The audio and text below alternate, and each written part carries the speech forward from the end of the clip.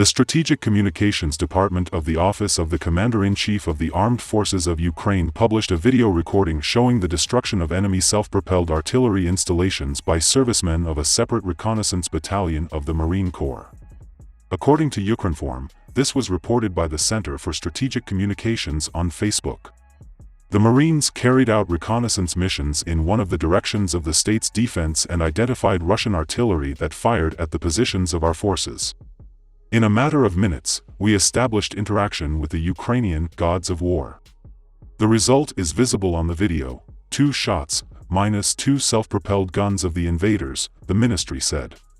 As Ukrinform reported, from February 24 to October 15, the defenders of Ukraine eliminated about 64,700 Russian aggressors, also destroyed 2,524 tanks, 5,179 armored combat vehicles, 1,582 artillery systems and other enemy equipment. Ukrainians will have to raise 10 million hryvnias for the Shahid Catcher anti-drone complex. As Ukrinform reported, Deputy Prime Minister, Minister of Digital Transformation of Ukraine Mikhail Fedorov announced this on Telegram. There are 10 million hryvnia left for Monobank, Igor Lukashenko and United 24 to reach the goal of 150. With these funds, we will purchase a powerful anti-drone system codenamed Shahid Catcher, Fedorov said. He also noted that 1,000 unique bracelets from the latest Azovstal will be raffled among all the participants of the rally. As Ukrinform reported, United 24 fundraising platform, Monobank and Igor Lukashenko announced a charity fundraiser for Defender of the Fatherland Day. Its goal is to raise funds for a complex to combat drones. Among all those who donate at least 5 hryvnia, a special edition of bracelets from the last batch of Azovstal will be raffled off. As a result of the shelling of Nikopol, the number of victims increased to 7 people. Yevgeny Yevtushenko, head of the Nikopol RVA, announced this on Telegram, Ukrinform reports. A difficult night and morning for the region. 2 wounded at night and, according to updated data, 5 wounded Nikopol in the morning, he said. According to him, there were no deaths. Yevtushenko is sure that the morning shelling of the streets of a peaceful city was aimed at maximum damage to civilians. As Ukrinform reported, in the morning the Russian army attacked Nikopol in the Dnipropetrovsk region, 3 people were injured. In the temporarily captured Severodonetsk, the contingent of Russian troops is increasing, exercises mobilized from the Russian Federation are being held in the city. Alexander Stryuk, head of the Severodonetsk City Military Civilian Administration, said this on the air of the United News Telethon, an Ukrinform correspondent reports. There are about 7,000 to 8,000 people left in the city. Now, according to incoming information, the contingent of invaders is slightly increasing in the city. The exercises of the mobilized are being carried out, Stryuk said. According to him, social institutions and even hospitals are used to accommodate the military. The head of the CAA noted that it is difficult for the population to survive. Humanitarian aid from the invaders comes in limited quantities. People survive at the expense of the surrounding villages. In fact, this is a natural exchange, products for things. Medicine is at a primitive level, like other aspects of life.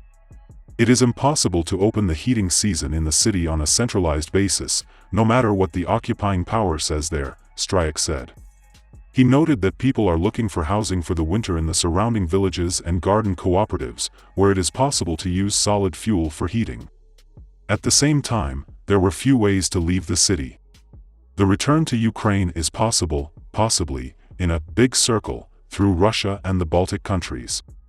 It is very dangerous to travel around the Zaporozhye region, people get stuck for several weeks, the head of the GAA emphasized. As Ukrinform reported, in the temporarily occupied territories of the Lugansk region, the occupiers are trying to convince the local population that they can provide uninterrupted timely heat supply. Wounded Russian soldiers continue to be admitted to hospitals in the region.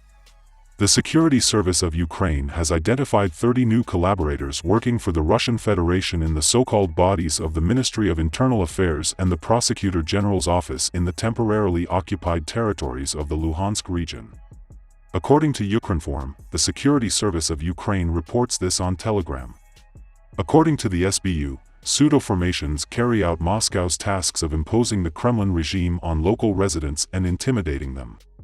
To do this, the enemy commits mass repressions and illegal detentions of citizens. Victims are subjected to psychological pressure, violence, and threats of physical violence. Numerous facts of kidnapping and theft of property have been recorded. Thus, the SBU officers recorded the criminal activity of a representative of the so-called Investigation Department for the Starobelsky district of the LPR Prosecutor General's office. The attacker is involved in organizing the illegal persecution of former Ukrainian military and law enforcement officers living in eastern Ukraine. It was established that the defendant, together with his subordinates, broke into the houses of local residents under the pretext of fabricated criminal cases. The attackers accompanied their actions with violence and threats of reprisal even against the disabled. SBU investigators informed him in absentia about the suspicion under Part 7 of Art. 111-1, Cooperation, and Part 2 of Art. 162, Violation of the inviolability of the home, committed with the use of violence or with the threat of its use, of the Criminal Code of Ukraine. In addition, the SBU revealed enemy protégés who joined the ranks of the so-called district departments of the LPR Ministry of Internal Affairs in Starobelsky and Svatovsky districts. The attackers helped the invaders crush the resistance. The SBU established the addresses of stay, routes of movement, and bundles of collaborators. Measures are being taken to bring them to justice for crimes against Ukraine. As Ukrinform reported, on October 14, the Luhansk Regional Prosecutor's Office reported that 4 more persons who held pseudo-positions in the temporarily occupied territory were suspected of collaborationism. In the south of Ukraine, rocket and artillery units of the defense forces completed more than 110 fire missions. Ukrainian aviation delivered 2 strikes, including on enemy air defense systems. According to Ukrinform, the Yug Operational Command announced this on Facebook. Our missile and artillery units have completed more than 110 fire missions. 2 strikes have been practiced by aviation, including against enemy air defense systems in the temporarily occupied territories. An attempt by the enemy to launch air strikes on our positions in the Kherson region was thwarted. The enemy helicopter has been destroyed. The enemy helicopter is said to have been destroyed. In the message, reconnaissance is being carried out on the final losses of the enemy as a result of the blows inflicted on him. The situation in the operational zone in the Yuzhno-Buksky direction, according to the command, is stably tense, but controlled. The Ukrainian Defense Forces hold fire control and the initiative in the development of events. The enemy is actively defending and trying to hold the occupied lines. The practice of delivering fire strikes on the positions of the armed forces of Ukraine and the territorial communities adjacent to the front also continues. For strikes, it uses aircraft, rocket and artillery weapons and mortars. Also, the invaders continue to strike at the rear with kamikaze drones, trying to hit the infrastructure. In order to clarify the positions of Ukrainian troops and adjust artillery fire, the enemy is actively conducting aerial reconnaissance. During the night, Ukrainian Air Defense Forces reportedly shot down 6 enemy drones over the Mykolaiv region, 2 over the Kherson region and 5 drones over the south of the Dnipropetrovsk region.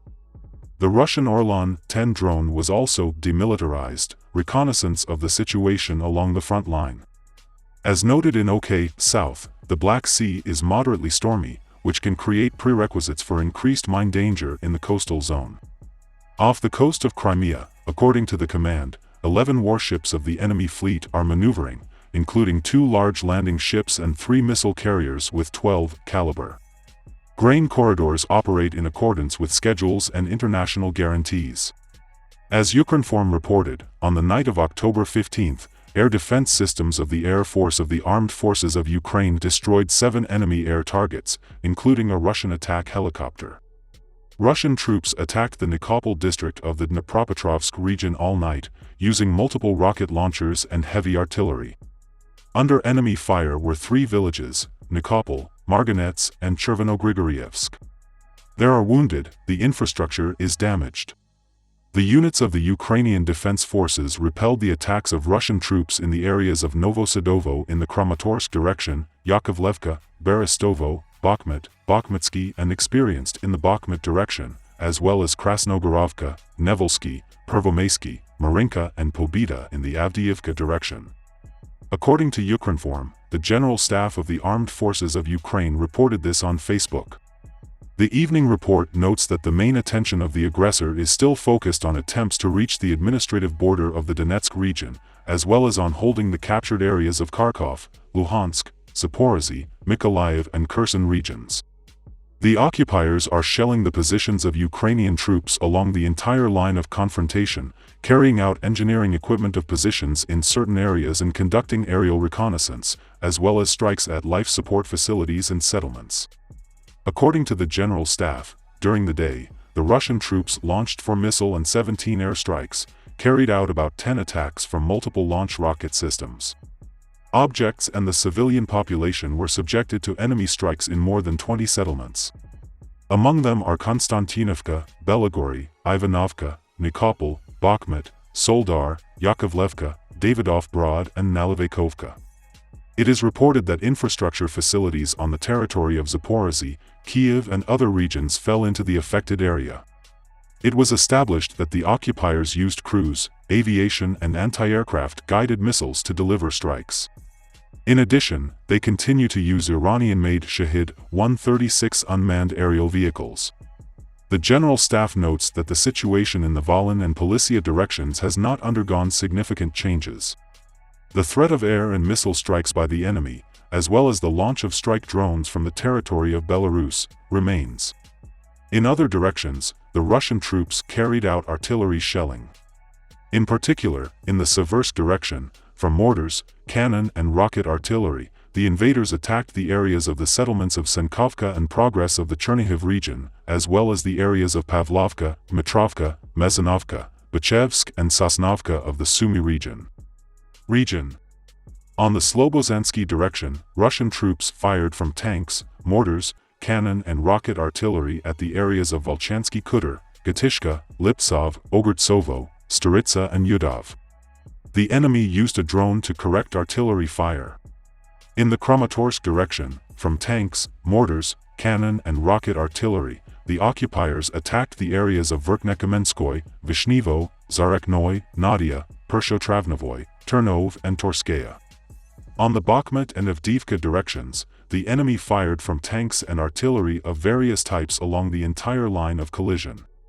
According to the General Staff, Russian troops did not conduct offensive operations in the Novopavlovsk and Zaporozhye directions.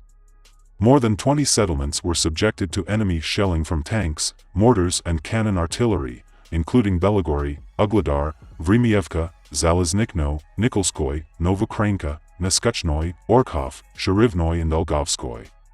In the Yuznabuz direction, the areas of more than 35 settlements along the entire line of collision were subjected to shelling by Russian troops. To conduct aerial reconnaissance, the enemy made more than 60 drone sorties. According to the General Staff, the Russian armed forces continue to search for possible options for replenishing units that have suffered losses in battle.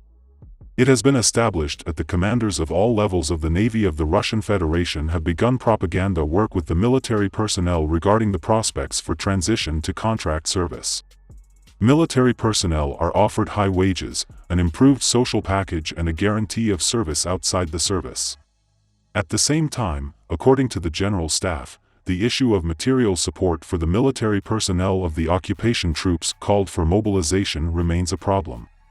In particular, the arrival in the city of Polozhye, Zaporozhye region, of a Russian Federation unit, whose personnel is partially dressed in civilian clothes, has been established.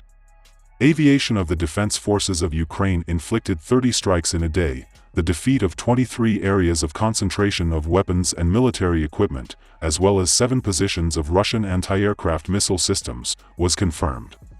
Ukrainian air defense units shot down 6 drones and an enemy helicopter. Over the past 24 hours, missile forces and artillery of the armed forces of Ukraine have attacked 5 command posts, 7 areas of concentration of manpower, weapons and military equipment, as well as 3 ammunition depots of the Russian Federation. The positions of enemy artillery and other important military facilities also fell into the zone of fire damage. As Ukrinform reported, from February 24 to October 15, the defenders of Ukraine eliminated about 64,700 Russian invaders, destroyed 2,524 tanks, 5,179 armored combat vehicles, 1,582 artillery systems and other enemy equipment.